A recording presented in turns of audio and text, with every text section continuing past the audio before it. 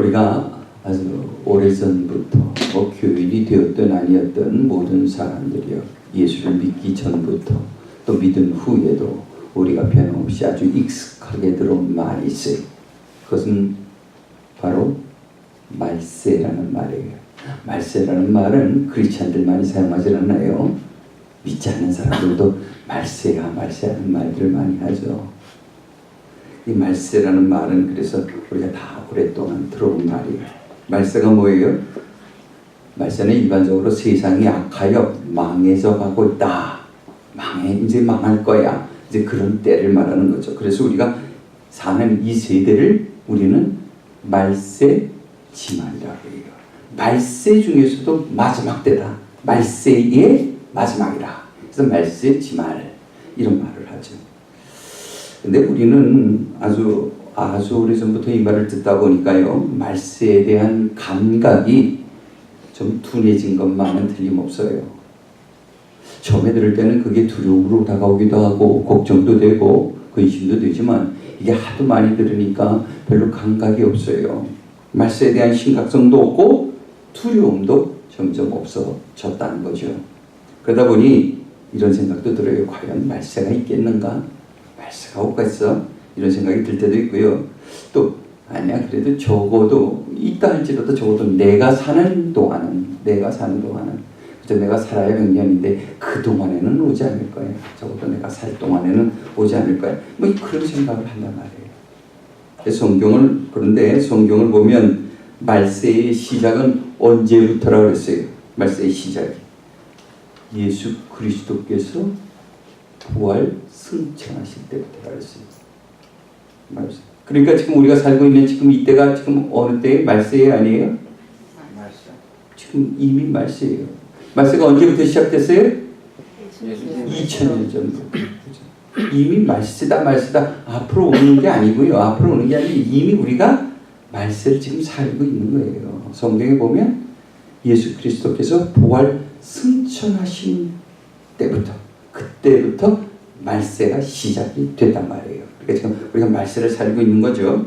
그러면 이 말세의 끝은 언제 납니까? 주님이 다시 오실 때, 주님이 재림하실 때, 그때가 말세의 끝이에요. 더 이상은 역사가 없으니까 말이죠. 다시 말해서 살아있는 자와 죽은 자를 심판하러 예수 그리스도께서 다시 오실 때, 그때가 말세의 마지막이 되는 거죠. 그러므로 여러분, 주님이 오늘 오신다 해도 하등에 이상할 게 없는 거예요. 주님께서 오늘 오신다 해도 약속 위반한 게 아니에요. 오늘 예배 우리가 잘 마치고 집에 가는데 우리 예수님께서 구름 타고 오셨어요. 내려오셔요.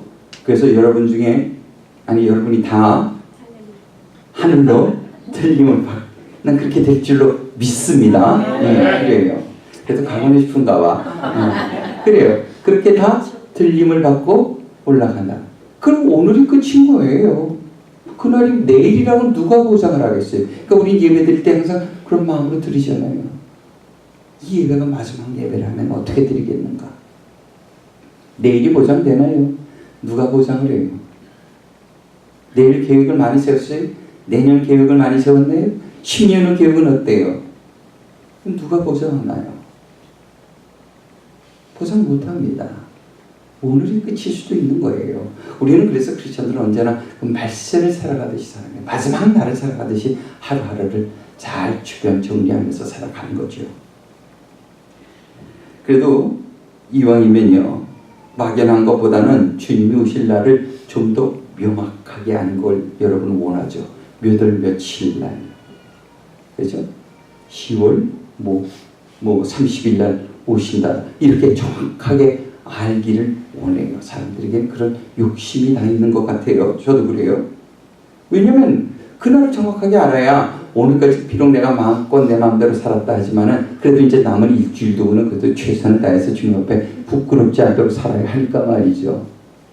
그래 주님 앞에 갈 때 그래도 주님 앞에 가서 내가 오기 전 며칠 동안은 제가 최선을 다했습니다. 얘기할 수 있잖아요. 근데 아무 준비도 안 하고 생각도 못 했는데 부흥 올라가면 그거 어떻게 겠어요? 무슨 부끄러워서 어떻게 얼굴을 들겠어요?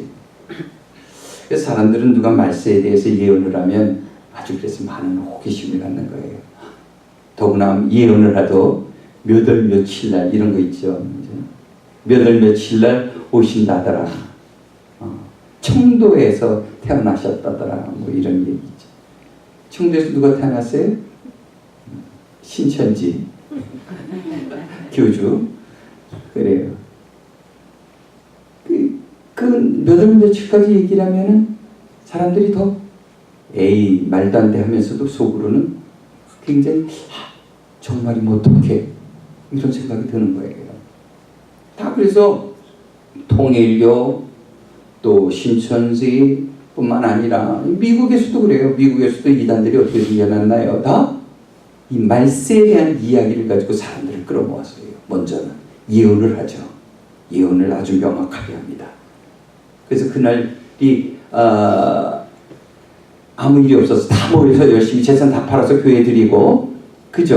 어차피 올라가는 재산이 무슨 필요가 있어. 네, 아주 좋은 얘기인 것 같아. 그래서 다 모여가지고 예배드리는데 그날 안 오셨어. 그럼 어떻게 해요? 연기됐다 그래요. 여러분의 간절한 기도를 들으시고 우리 주님께서 연기하셨다. 또 기회를 주셨다. 그러니 그것도 감사하자. 근데 여러분은 웃지만 넘어간단 말이에요. 박사들이 넘어가요. 아주 지적인 사람들 뻥뻥 넘어가요. 이거 영적인 거라 그래요. 영적인 문제는 그렇게 아주 손쉽게 넘어가는 거예요. 깨우지 못하게. 그래서 이 말세에 대해서 이야기를 하면 사람들이 많이 몰리죠. 그런데 저나 여러분이나 우리도 말세의 그날에 알고 싶지요. 그죠? 관심 없어요? 예. 저는 알고 싶어요. 몇 월 며칠 날인지. 그걸 알아야 좀 하루라도 더 열심히 준비할 테니까 말이죠. 성경에 보면 이 말세의 징조가 있긴 하죠. 디모데 후서 3장을 보면 사람들이 이 말세의 징조예요.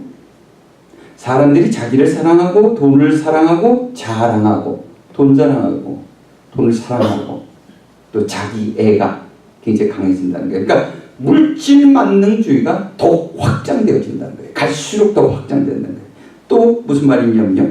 교만하고 서로 비방하고 부모를 거역하고, 그러니까 부모를 거역하는 환경들 주변에서 많이 보면 이게 말세에 아주 끝이 다가왔구나.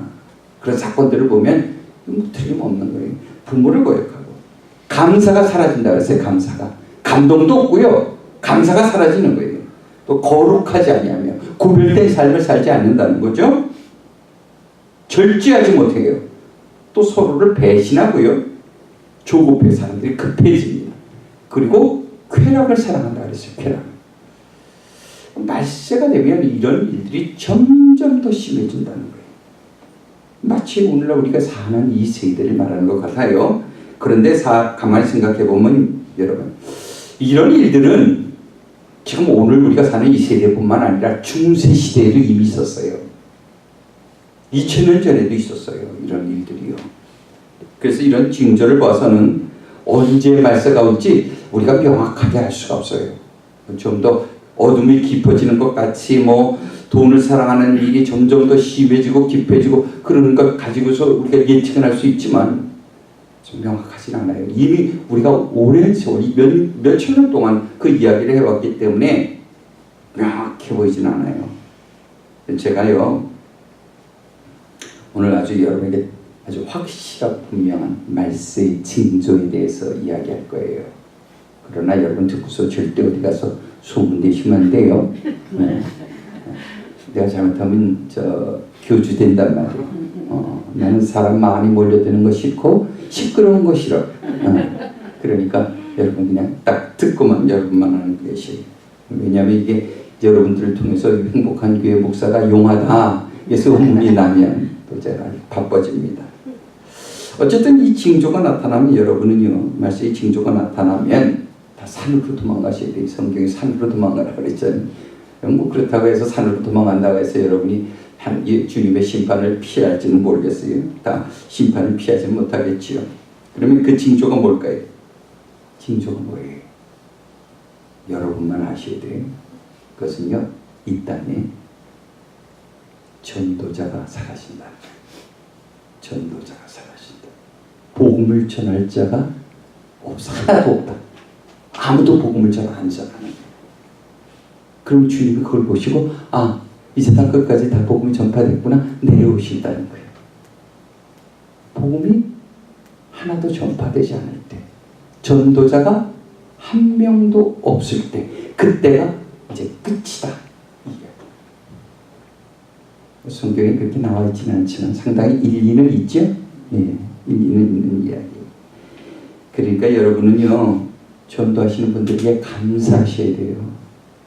전도하시는 분들이 아직도 땀 흘려 일하니까 지금 말세지 말이 계속 말세가 마지막 때가 늦어지는 거잖아요. 그래서 여러분은 이 풍진 세상을 누리고 사는 거예요. 말세하는 분이 그나마 몇 분이라도 있으니까 그분들 덕분에 이게 주님이 아직 안 오신단 말이에요. 어쨌든 과거보다 요즘 전도하는 분들이 많이 안 보이시는 건 틀림없죠. 물론 여러 가지 핑계가 있습니다. 그렇지만 크리스찬에게 주어진 가장 최고의 명령은 뭐예요? 복음 전도예요. 복음 전도. 그래서 오늘 말씀에도 보면 너희가 때를 얻든지 못 얻든지 복음을 전파라 말씀하신 거죠. 2절 말씀을 우리가 함께 읽습니다. 시작. 너는 말씀을 전파하라. 때를 얻든지 못 얻든지 항상 힘쓰라. 범사의 오래 참음과 가르침으로 경책하며 경계하며 권하라. 아멘. 지금부터 150년 전, 그렇게 오래된 이야기는 아니에요. 150년 전에 조선의 대원군, 여러분이 잘 아시는 대원군이 집권했을 때, 그때 어땠어요? 외국과의 모든 왕래를 다 차단했잖아요. 그죠? 대원군이. 그래서 외국의 선교사가 한국에 들어온다는 것은 이것은 거의 불가능한 일이었어요. 정말 목숨 걸지 않고는 한국의 복음을 전하러 올 수가 없었어요. 그런 시대가 있었죠. 그런데 당시에 중국에서 사역을 하시던 토마스 선교사라는 분이 있었어요. 그 당시 27살이니까 젊은 나이에요. 그러니까 그 토마스 선교사가 영국에서 오신 분이에요. 영국에서 파송되어져서 왔는데 그 본부에다가 선교 본부에 편지를 보내요. 선교 보고 레포트를 보내는데 거기에 이런 말이 있어요. 하나님의 일은 하나님이 하십니다. 그러므로 하나님께서는 우리의 중심을 받으시고 우리가 계획했던 것보다 더 놀랍게 우리를 사용하실 것입니다. 이렇게 보고서에다가 이렇게 영국의 선교 본부를 보내죠. 정말 놀라운 믿음의 고백이에요. 당시에 영국의 선교 본부에서는 이제 조선으로 중국에서 사역을 하다 보니까 조선이라는 나라를 알게 됐어요. 그래서 내가 이제 조선 땅에 정말 누구도 그곳에 가서 복음을 전한 적이 없다 하니까 내가 가서 복음을 전해야 되겠다. 그래서 성경을 다 준비해 놓고는 내가 가겠다. 그러니까 본부에서 뭐라 그래요? 가지 말라. 위험하다. 너무 위험하다. 그 정치적인 모든 상황을 다 본부에서 알고 있어서 거기 가면 안 된다. 죽는다. 그러니까 가지 말라. 만류를 하죠. 그러나 아까 얘기한 그런 보고서를 보내고 그는 조선으로 들어갑니다. 성경을 200권을 준비해서 조선으로 들어가요. 그런데요, 얼마나 많은 기도를 하고 들어갔겠어요. 준비하고 들어간 거예요.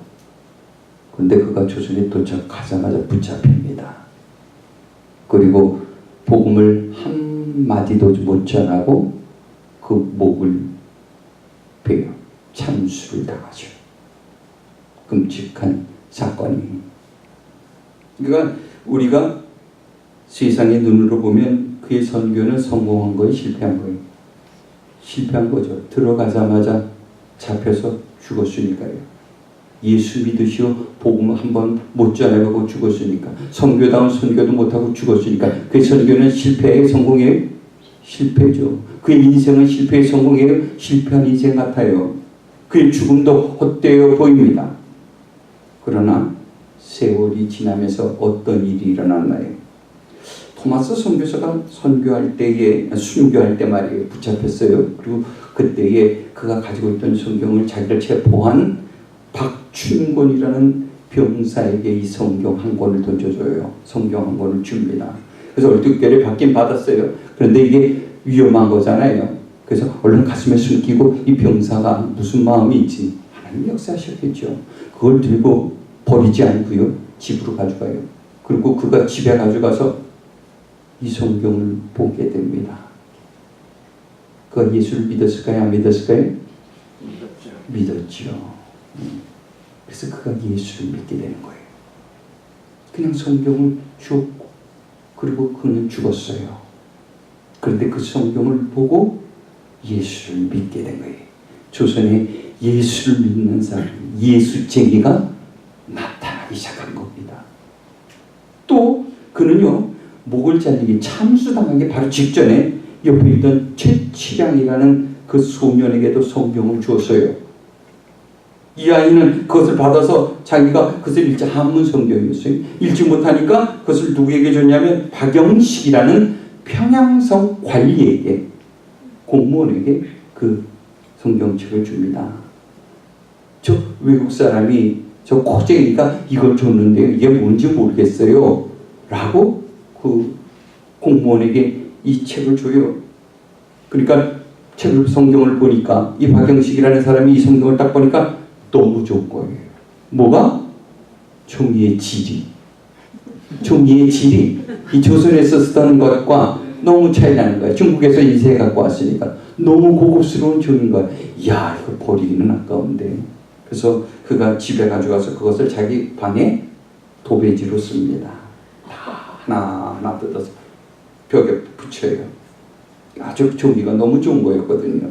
그러다 보니까 온 방 안에 벽을 붙이다 보니까 아침에 눈을 뜨면 뭐가 보여요?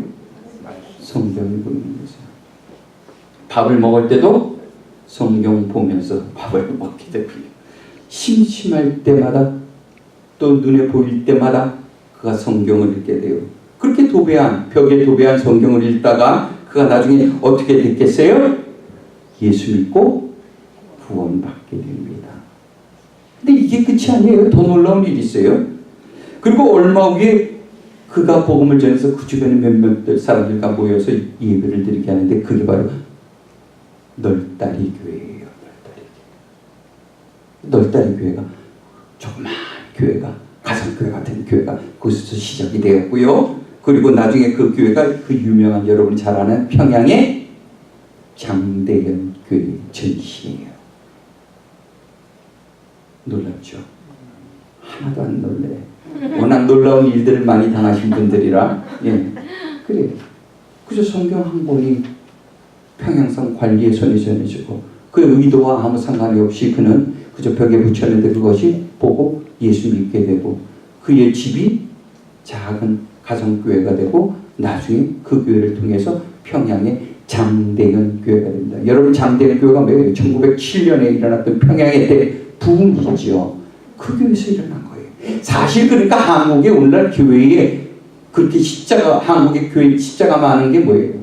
그 부흥의 대역사가 있었기 때문에 오늘날 한국에 그렇게 많은 교회가 있는 거잖아요. 그거 보면 기가 막힌 하나님의 계획이죠. 놀라운 하나님의 섬세한 계획이 그 가운데 있었던 거예요. 그런데 강제로 한 게 아니라 누구의 순종에 의해서 토마스 선교사라는 한 분의 젊은 선교사에 의해서 이 역사가 일어난 거죠.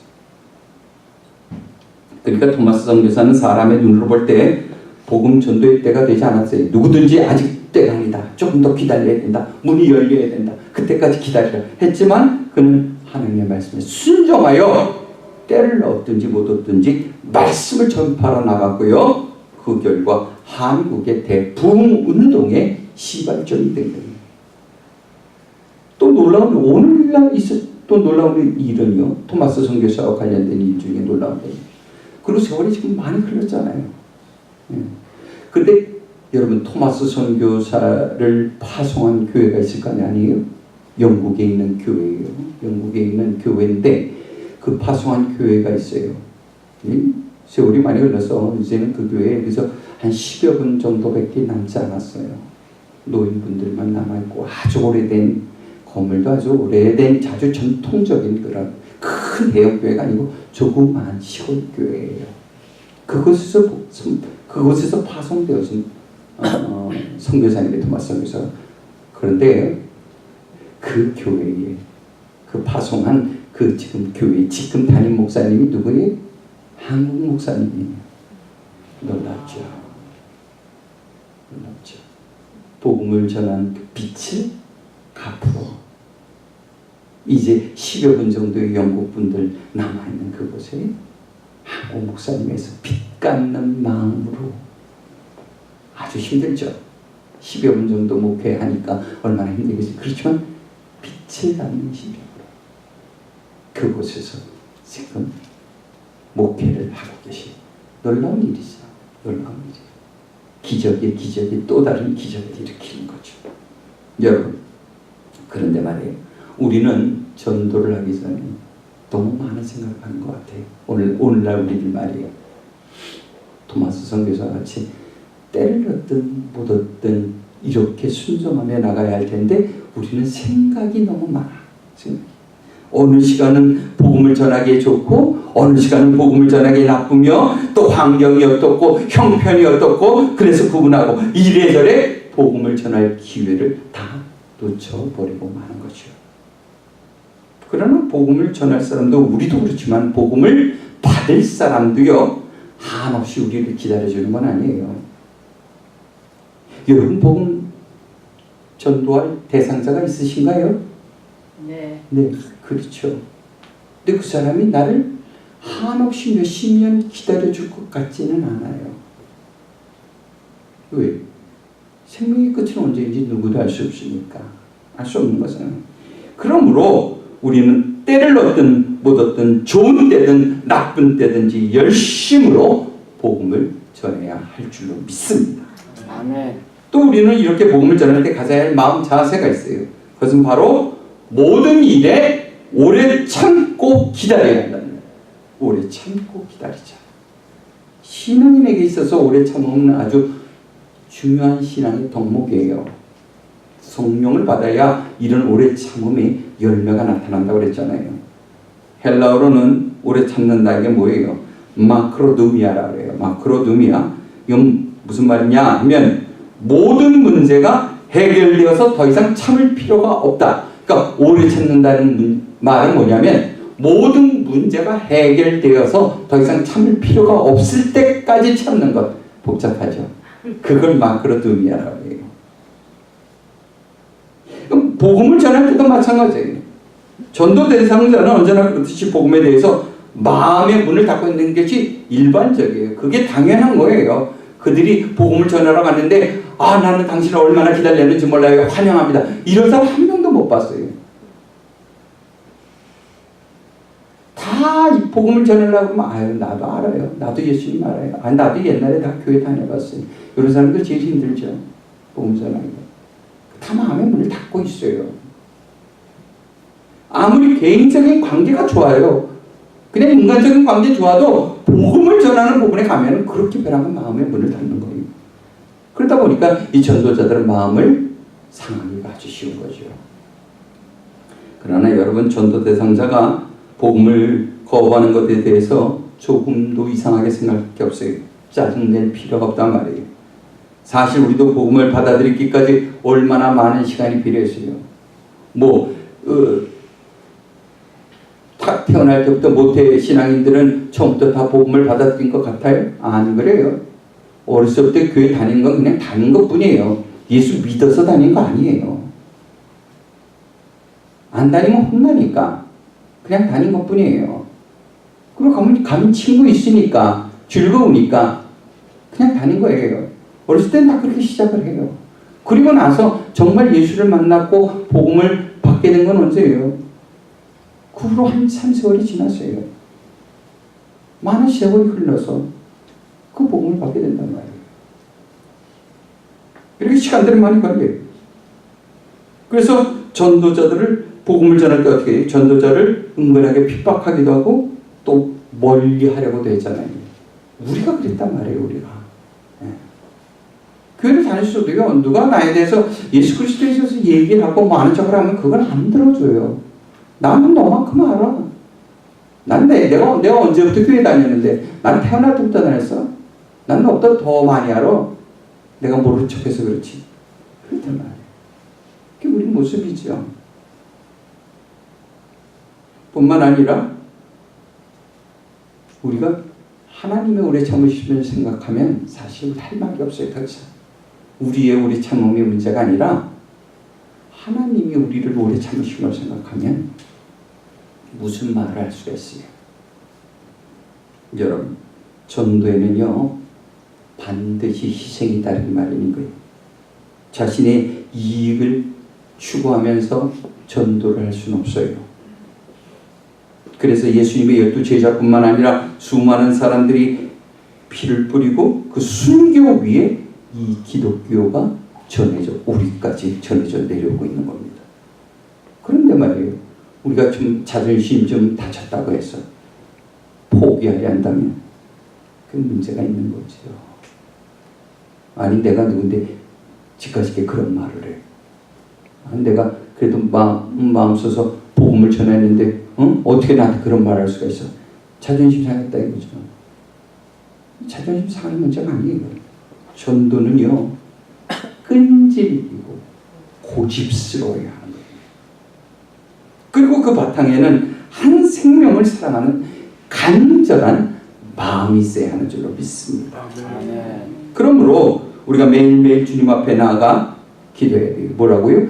나에게 한 생명을 붙여주시옵소서.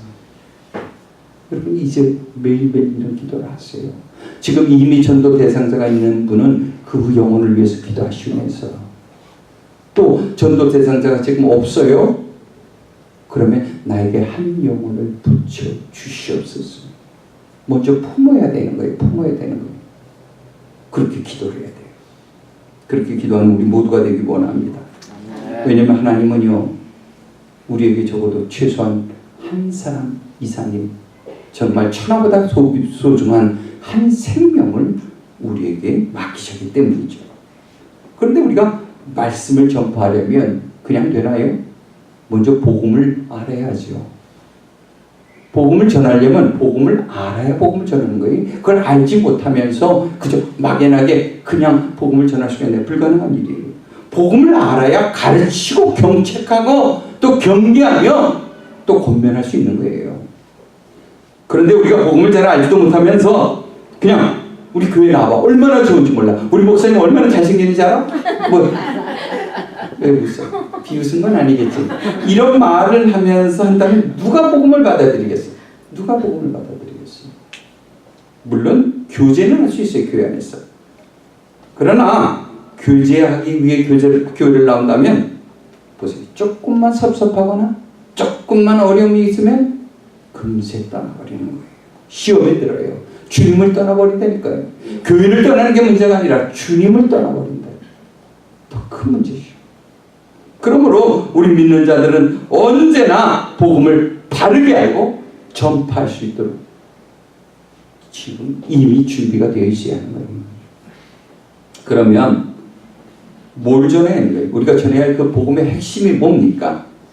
잘 들으세요. 여러분이 이제 전도할 거잖아요. 그러면 그 무엇을 전해야 되는가? 핵심을 알아야죠. 아주 절절히 그냥 오랜 시간 붙들고 얘기하면 누가 좋아해요? 다 도망가잖아요. 핵심을 반복해서 전해야 되니까. 뭐래요? 잘 들어야 돼요. 그것은요, 우리들의 모든 죄값을 치르기 위해서 하나님의 아들 예수 그리스도께서 십자가에 달려 죽으셨다는 거예요. 내 죄를 위해서.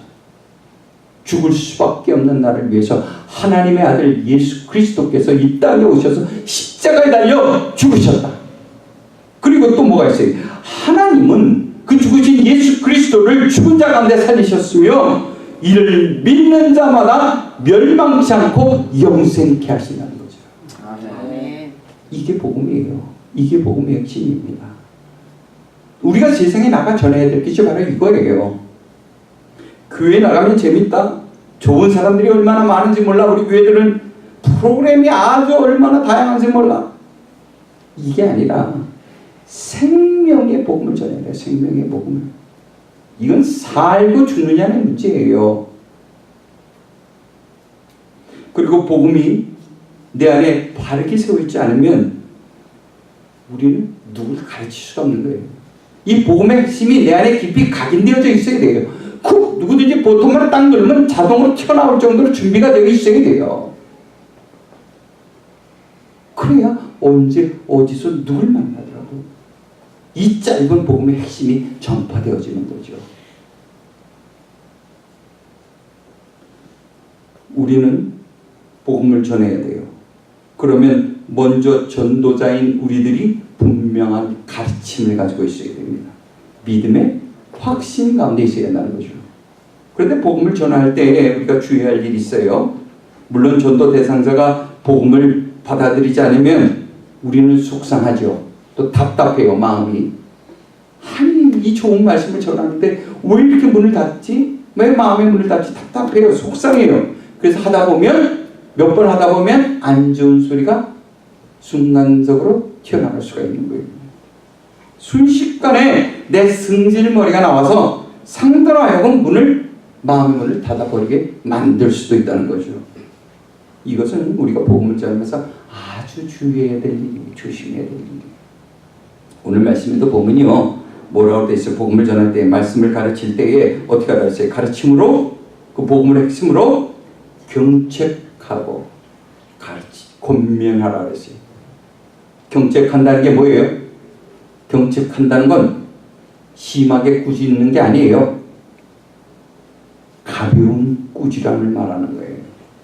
가볍게, 가벼운 꾸지람, 좋은 언어로 그렇게 이야기를 한다는 거예요. 또 경계가 뭐예요? 경계는 서야 할 것과 계속 가야 할 것, 그 경계선, 멈춰야 할 것을 분명하게 전해주는 거죠. 권면한다는 건 뭡니까? 권면한다는 것은 알아듣도록 격려한다는 거예요. 그러니까 복음을 전하면서 알아듣지 못한다고 막 난리를 치고 야단을 치고 승질내고 화내는, 이건 아주 잘못된 거예요. 알아듣지 못하는 게 정상이라니까요. 뭐 남을 생각할 게 아니라 내 자신이 그랬잖아요. 우리가 그랬잖아요. 하나님은 은혜로 지금 여기까지 온 거지만 내 자신도 복음을 거부했잖아요. 그러니까 내 뜻대로 안 된다고 복음을 전하면서 분노하거나 정죄하지 말라는 거예요. 우리가 복음 전하다 화나서 너 내 말 안 들으면 지옥 가. 그러면 상대방이 뭐라고 합니까?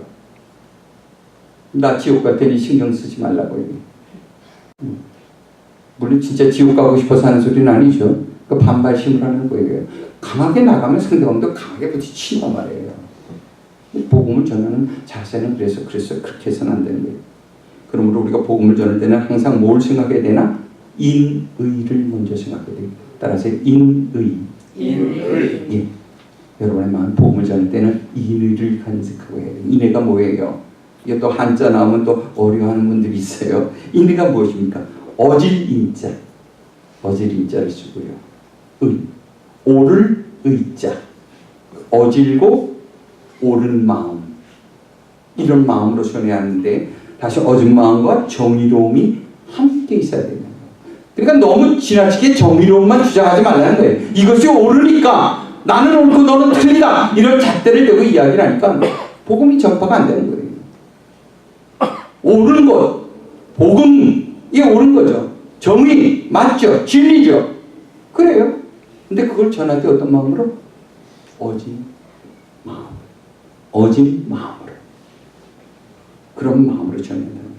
정의를 주장하는 건 나쁜 건 아니에요. 그러나 그것이 지나치다 보면 다툼이 일어나고 분쟁이 일어나는 거예요. 그래서 고린도전서에도 보면 이런 말씀이 있죠. 교회 안에 모든 것이 가하나 그것이 꼭 유익하게 되는 것은 아니라. 그래, 너희들이 정의를 부르시죠? 맞아. 그러나 그렇다고 해서 그것이 교회에 꼭 유익이 되는 건 아니야. 그러니까 좀 더 생각해봐. 조금 한 템포 늦춰봐. 조금 더 부드러운 표현 방법을 찾아봐. 오묘한 방법으로 생각을 해봐. 그 이야기를 하는 거예요. 그러므로 복음을 전할 때도 우리는 어진 마음으로 참고 기다리면서 지혜롭게 전해야 한다는 거죠. 이제 말씀을 맺습니다. 사랑하는 성도 여러분, 하나님의 은혜로 구원받은 우리들은 항상 복음을 전할 수 있는 준비를 하고 있어야 돼요. 그래서 우리에게 호흡이 있는 동안, 적어도 우리에게 생명이 있는 동안 한 영혼 이상은 반드시 전도해야 하는 겁니다. 그것은 주님께서 우리에게 주신 지상 최대의 명령이요, 반드시 우리가 지켜야 할 사명이기 때문이죠. 그러므로 우리는 때를 가리거나 또 사람을 가리거나, 저 사람이 복음을 받겠어? 안 받겠어? 그건 여러분이 판단할 일이 아니에요. 사람을 가리지 말라는 거예요. 그리고 또 때를 가리지 말고, 환경을 가리지 말고, 복음을 전할 때를 찾아서는 안 된다는 거예요. 언제든지.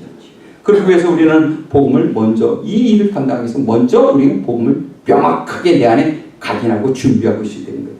복음은 예수께서 주인된 나를 구하기 위해 십자가에 달려 죽으시고 그리고 부활하셨다는 사실, 그리고 그를 믿는 자마다 멸망치 않고 영생을 얻게 된다는 사실, 이걸 전하는 거예요. 이 복음이 먼저 우리의 신앙이 고백이 되고 그리고 나가서 전할 수 있는 거예요. 그리고 우리는 복음을 전할 때에 오래 참을 수 있어야 돼요. 그렇게 몇 번 해보고는 안 돼요. 힘들어. 그만, 끝. 나도 자존심이 있지. 이건 잘못된 자세입니다. 끝까지 오래 참을 수 있어야 되고, 온유함과 지혜로움으로 복음을 전해야 하는 겁니다. 그러기 위해서 우리는 영혼에 대한 사랑, 영혼에 대한 사명감이 있어야 하는 거예요. 이제 우리는 말세의 마지막 때를 살아가고 있어요. 오늘 오신다 해도 하등 이상할 것이 없는 때입니다. 그리고 주님의 명령은 우리에게 너무도 확실하게 전해지고 있어요. 너는 때를 얻든지 못 얻든지 말씀을 전파하라고 말입니다. 이제 올해도 이제 2달 정도 남았죠. 우리 모두가 마지막 때에 충성된 일꾼으로 살아가다가 주님의 크신 기쁨이 되는 저와 여러분이 되기를 주님의 이름으로 축원합니다. 아멘. 기도하시겠습니다. 사랑의 주님,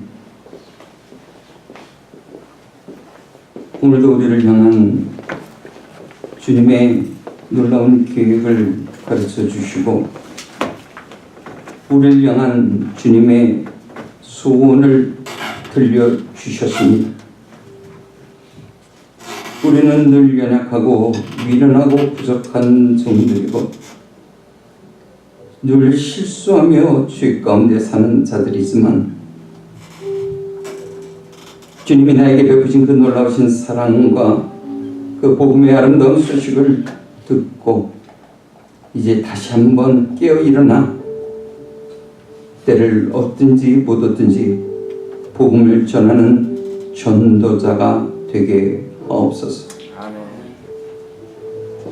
우리의 힘으로 우리의 지혜로 감당하지 못한다 할지라도 주님의 도우심이 함께하여 주셔서 우리가 오래 참고 또 온유함으로 이 사명을 감당하게 도와주시옵소서. 감사드리며 예수님의 이름으로 기도합나이다. 아멘. 아멘.